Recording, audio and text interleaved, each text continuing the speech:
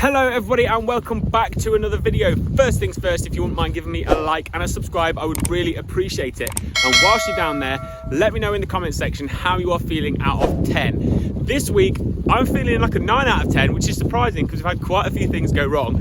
Low of the week, we had a bit of a straw shredder trilogy. We had on Saturday afternoon, a stone flick up when I was feeding the cows because it's my weekend feed. And smashed the back window of the tractor, which was really annoying. I had Kate and the dog in with me and they did not know what the hell had happened. And then on Sunday morning, the belt that drives the drum, which feeds the flywheel, that had the belt snap, which again was really annoying. But actually, to be fair, big shout out to Marshall Farm Machinery, Philip Marshall at Harbour and Magna near Rugby in Warwickshire, because he's our Macao dealer. And he actually got us a belt and delivered it on Sunday morning, and we were up and running for like 11:30, 12 o'clock, which you wouldn't get that service from a big dealer. So it proves little dealers are the best dealers. And then on Monday, the straw shredder actually jumped a sprocket on the floor, which was really annoying again. But they always say things come in threes, don't they? Fixed that. I just don't think it was quite tight enough. But on the high side, look at this. Cows out of grass. It's been a wonderful week. We had a wet Wednesday, but other than that, it's been absolutely glorious. So in this video, I'm going to show you how we get these guys out and what we do to manage our cows and calves when we're calving, because it's been mega busy here. So sit back, relax, and I hope you enjoy what you see.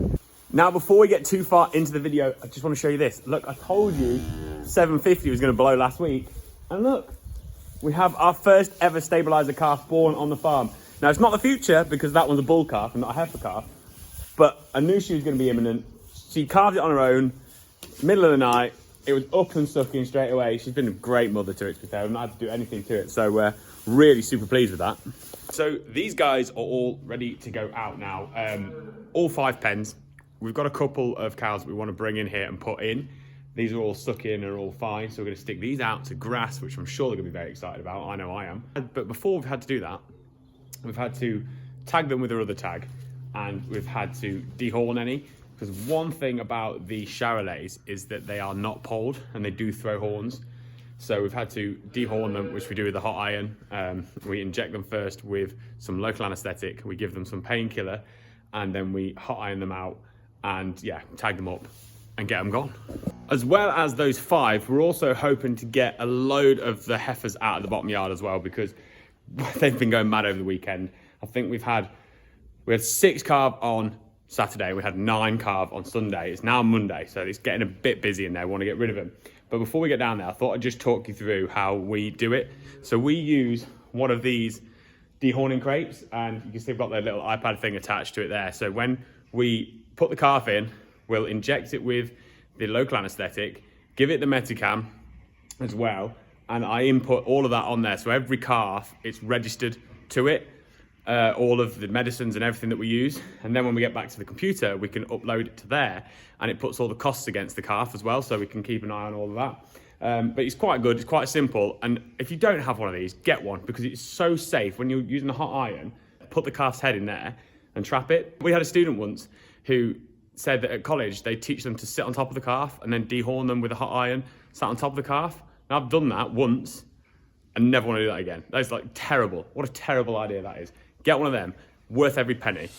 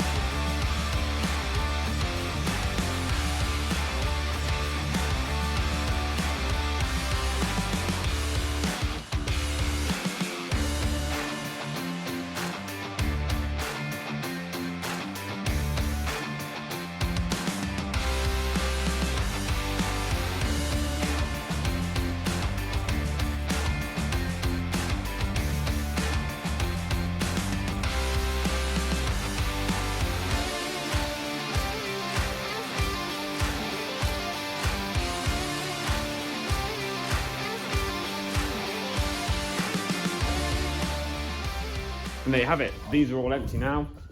So we'll give these a clean out and give them fresh water and whatever else ready for the next batch. But I've done the job, so they were worth all the time and all the effort that went into them. The eagle-eyed viewers amongst you will have noticed that we actually turned cows out into 2 separate fields. And the reason for that is we actually separated the bulls from the heifer calves. The heifer calves we don't want to be creep feeding. The bull calves we might want the option of creep feeding later on in the year. We don't normally creep feed them, but if we actually mix the heifers and bulls, we can't creep feed them, so we lose the option. So that's kind of the reason for doing it. It's just so we can keep all of our options open. The other reason why we're trying to get cows out now is because of TB testing. TB testing is causing an absolute logistical nightmare this year. If I had hair, I would have probably pulled it out anyway.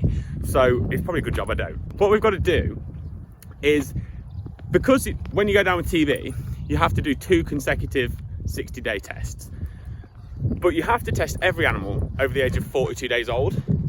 And that means that any calf that was born up to yesterday, which was Sunday, has to be tested. Anything that's born from today onwards doesn't have to be tested. So we're going to try and group the bulls and heifer calves up into their groups up until what was born yesterday, and then anything that was born today onwards will get grouped into separate groups, so that we only have to test the cows into those groups, just trying to sort it out for us, so when we come to testing it makes life a little bit easier. But it is chaos. And the other thing that's really annoying is we can't turn cows out to Thornton because we don't really have a way of TB testing over there. We'll be okay later on, but with little calves we've just got no chance. So we're going to have to graze this like herbal lay behind me here, which I wanted to mow, because we're not going to have enough grass here to carry all the groups that we need. But once we get past the first TB test, we can actually start and mix up the ones that have been TB tested and the ones that haven't, because everything will have to be TB tested for the next test. If you followed that, you've done well, because it's blown my mind. It's absolute chaos. TB testing has just created an absolute whirlwind for us. It's a nightmare. You might be watching this and wondering, how do we know which calf belongs to which cow, and so we don't get them all mixed up? Well, what we do is, as soon as a calf is born, we get a tag in its ear, just one.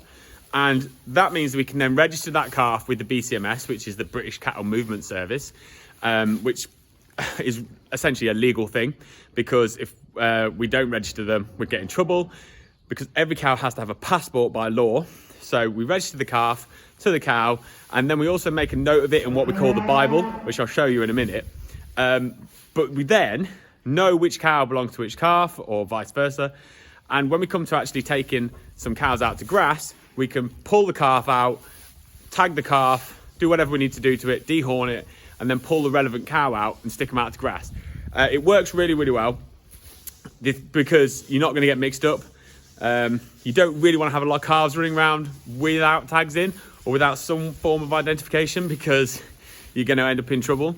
So that's what we do. And to be fair, I leave all of the tagging up to Dad. The only reason I would ever tag a calf is if Dad wasn't here, because I think it's kind of a one-man job. I don't think you really want to be having 2 people doing that, because you could soon get in a mess.